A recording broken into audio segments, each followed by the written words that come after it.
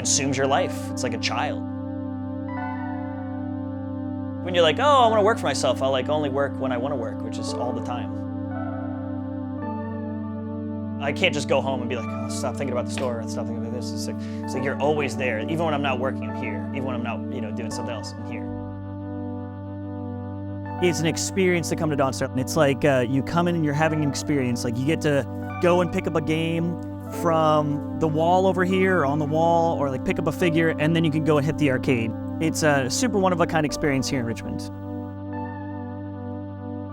I can't really thank anyone for the foundation of Moon, other than my cat, who really motivated me to do it. I don't know, he gave me a lot of motivation in life. The way he looks at his food bowl is like the way I want to look at my goals. Waxmoon is a record store, video store, a place to experience pinball, a clothing store. It's really like a lifestyle shop. We carry vinyl, we carry video, we carry apparel. You can play pinball here, but it's something that started as a record store that became much more. They are connected, sharing the same ownership, spiritually related. Waxmoon emphasizes more darker stuff, even though we do have light stuff like pop music. Dawnstar carries brighter stuff. So over here it's Freddy Krueger, at Dawnstar it's Kirby. Dakota I met, we were both really passionate about video games, and we just kind of clicked, and I thought he was really funny, and we became friends, and I just saw a lot of potential in him. He had this chip on his shoulder about things he wanted to do, and he felt like people underestimated him, and I related to that. I was like, wow, I kind of felt that way before I opened Waxmoon, and I was like, I just believed in him, and he believed in himself, and we opened a business together. We were sitting and throwing names back and forth, me in the car one day. Me and Andrew were just sitting, kind of shooting names, and then I was like, Shooting Star, and then I was like, Waking Star, and then I was like, because we were like, Waxmoon was already the moon, so we were like Dawnstar. So Andrew was like, Waxmoon, how about Dawnstar? And I was like, oh, that's it! I wanted it to be like a sunrise, because it's Dawnstar, and dawn is in the morning, of course. We decided to take the two most prominent colors, which would be purple and orange. Just coincidentally happened to be the same colors as Sparrow, which was personally very exciting.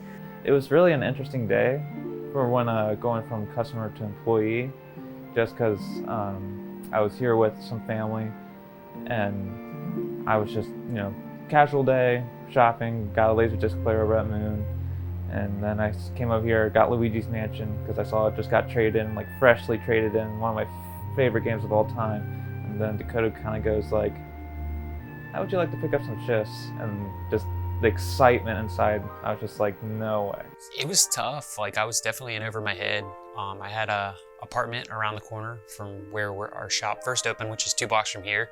I was only making maybe 13 an hour, 12 an hour at the time, but that was enough to have a little extra, if I didn't eat out and stuff, to put towards opening Waxmoon. At the time we were looking for a practice space. I was with a group of musicians and we had lost our practice space.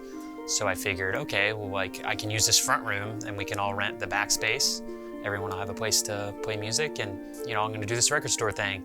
And it kind of started off just being open weekends. I still kept my full-time job for quite a few years. The first day I was like, this is gonna be great. I did no promotion really. I knew, invite some friends online, And I just expected it to do great, and I ordered pizzas, and nobody came in, and I cried and ate pizza on the first day that Waxmoon opened, which is much different than when Dawnstar opened. We had a line, so that was really cool. When we got into this building, there was hideous carpet everywhere. The walls are not even actually drywall. They're just some weird press board or something like that. So it was kind of feeling around, looking at our options, me brainstorming how I want the space to look, testing out paint samples and everything like that. We're an immediate success. We're only open Thursday, Friday, Saturday, Sunday for the first 2 years. And then we were like, well, let's get on Wednesdays and let's get on Tuesdays. And then we were like, well, we're open 7 days a week. We were just trying to build it until it became what it is now. The biggest challenge was sourcing inventory out of pocket, because obviously games are not inexpensive. We did a lot of shopping around at secondhand stores, conventions, things of that nature, asking for bulk deals, just trying to get the most out of it so that the store could be the best that it could be on day one, and then hope that trades would amplify the rest, which it did, and that was fantastic. There was somebody early on that told me, it's you can have the best product, you can have the best store, you can have all that stuff, But if people don't think video games Richmond when they think of Dawnstar, it's worthless. We really only had one naysayer. Everyone else was super pumped and excited for us, and they're like, if anybody's gonna do it, we know it's gonna be you guys. So we're really flourishing off of that like belief in us. And the one naysayer, we kind of were just like, you know, dude, you've been talking about starting your own thing and you're not doing it. You're not looking for real estate. You're not coming up with a name. You're not figuring out things to do to make it work. And we are, and that's really the bottom line, is we're actually putting in our time and effort to doing it, and he didn't really have a response to that. Family was skeptical, but I don't think necessarily from like a bad place. Just kind of like, you know, I don't see that working out for you, bud.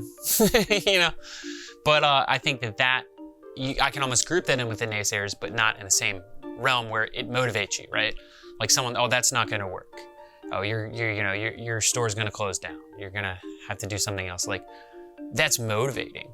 So like, I'm thankful to the naysayers because they motivate me. There were enough people early on that were kind of, you know, supporting it, saw potential in it, and maybe got some records there that meant a lot to them. And it just kind of grew from there. A friend of mine came in and was like, where's your R&B and soul section? I'm like, that's a great question. You know, so he'd bring me some trades, and then that market is growing. And my roommate really inspired me to carry more hip hop. And then like kind of throughout the years, like I remember when Video Fan closed, that's kind of how the video aspect came in. It was like, wow, there's really no place to like buy VHS, you know? So started carrying more video. Is it difficult? Yes. Has it put a strain on things sometimes? Yes.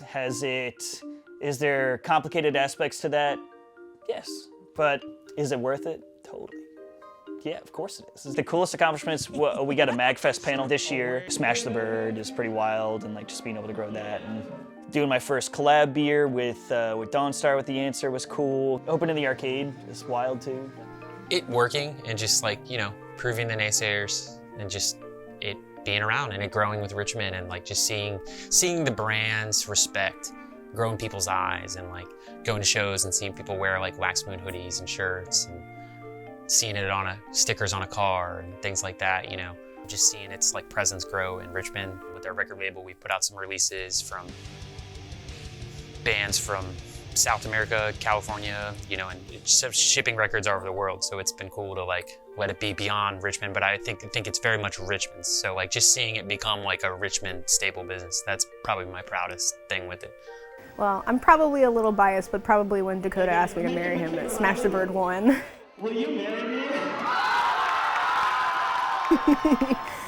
I don't know that anything will really top that one, but aside from that, probably just the euphoric feeling of being part of GalaxyCon was the most exciting one for me, aside from the obvious answer. Just because it was our first time being involved in like something that was already really established and huge and successful.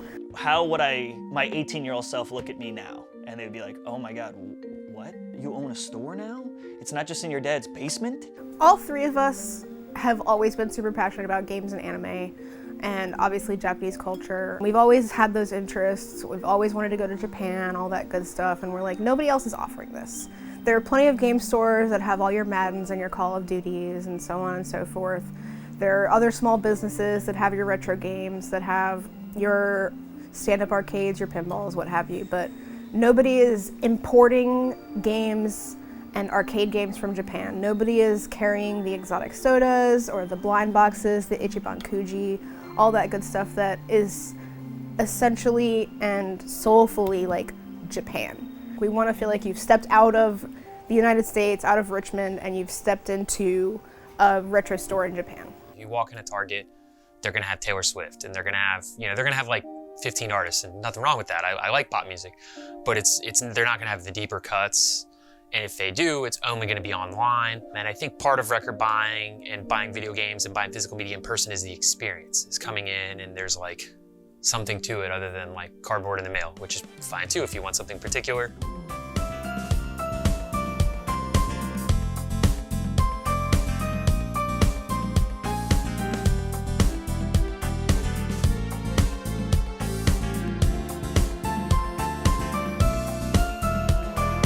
I think our next thing is just opening up a big arcade space. Bigger, better, more games, more merchandise, more Japanese products, more community events. I'm the owner of Waxmoon, but I think of it as mine so much as it is Richmond's.